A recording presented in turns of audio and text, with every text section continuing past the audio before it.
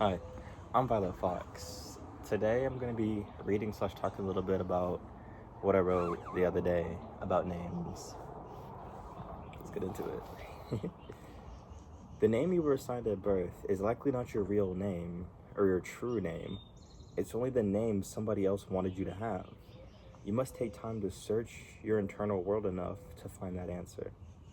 There's a chance your given name still fits, which is cool, but the important part is taking your self authenticity back, or taking your self authority back, and deciding for yourself what you want to be called.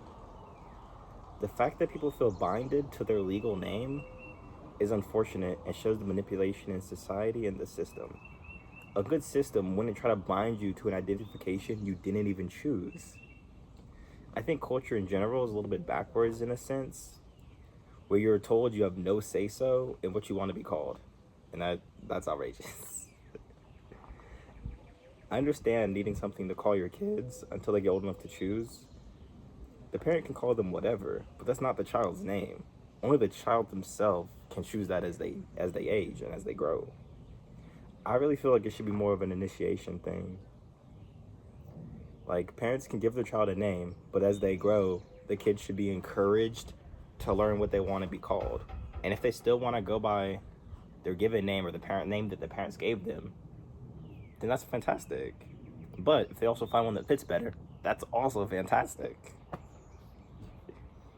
People don't understand the personal power you give away by only going by your name because your parents gave it to you. Only you can have and live your life, so why are we basing it on something that we didn't choose, right? Like, everything that you experience should be as much of a personal choice as you can make it.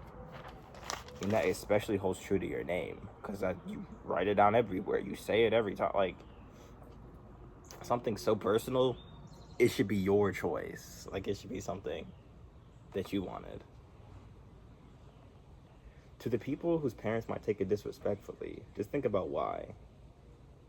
Why would they take it disrespectfully? The only reason one of the few reasons that I could understand is that they feel like they have some claim to what you're called, which they don't. Like, sure, yeah, they're your parents and can give you a name, but again, that's not the name you chose. If you then choose it later down, you're like, yeah, I like this name, I'm gonna go by it. That's great, but again, it needs to be your choice, not just somebody imposing that onto you. Because I know I hold like a specific perspective with this, because I did like choose and change my name.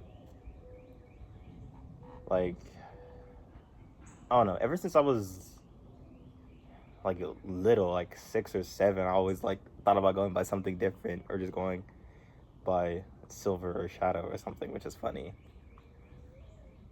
But like that never left my brain, and it's something that I still see to this day. People feeling bound to names that they don't even really feel comfortable using, or yeah.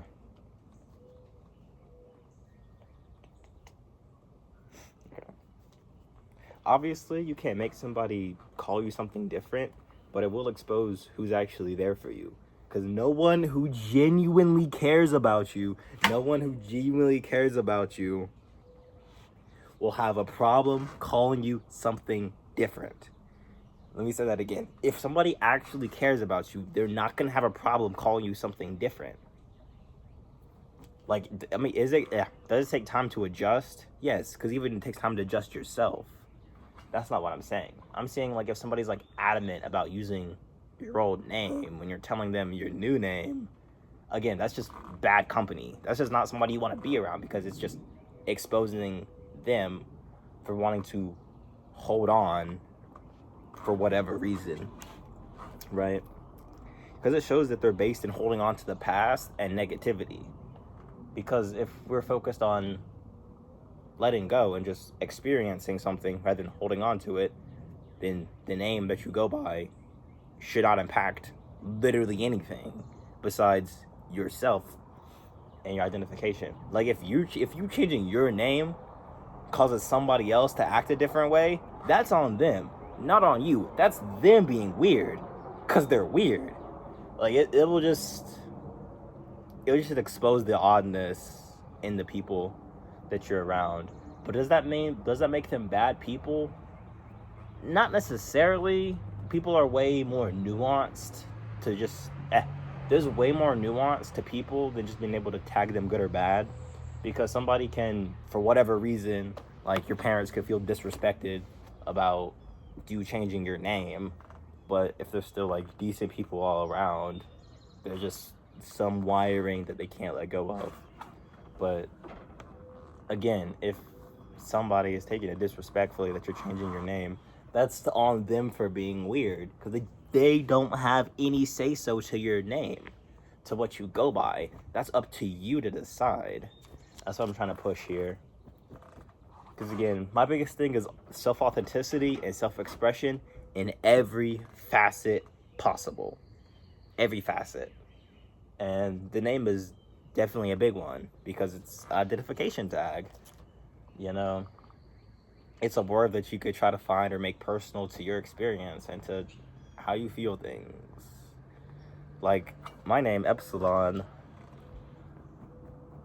Okay, so originally it was either between Espeon and Epsilon. Like Espeon, like the Pokemon. Yeah, it's funny.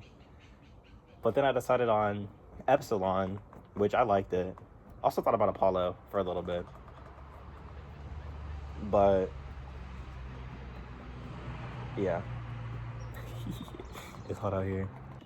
It's especially important in a world that actively wants you to forget your true nature, like your true just conscious being, and just tries to impose and take every corner of your conscious thought and mind and self-sovereignty.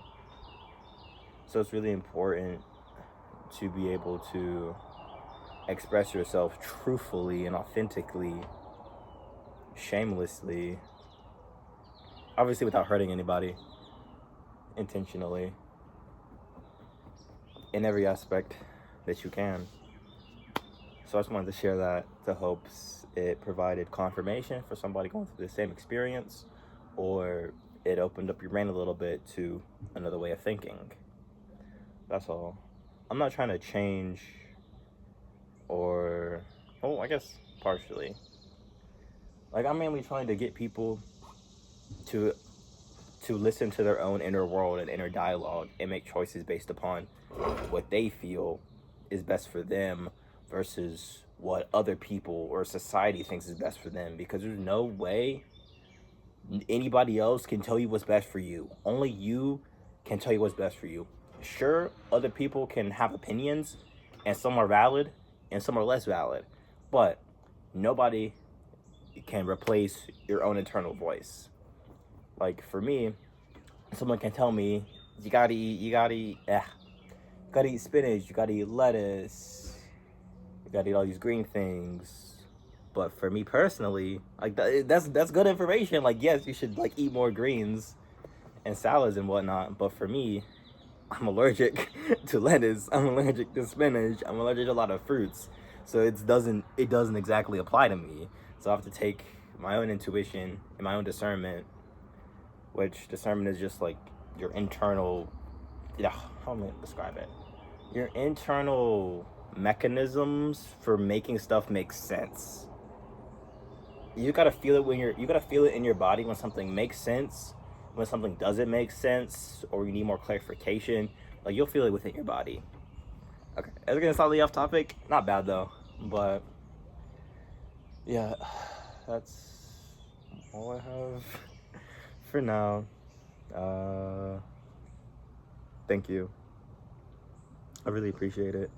Anybody that's watching this, yeah. Have a good day. This has been Violet Fox.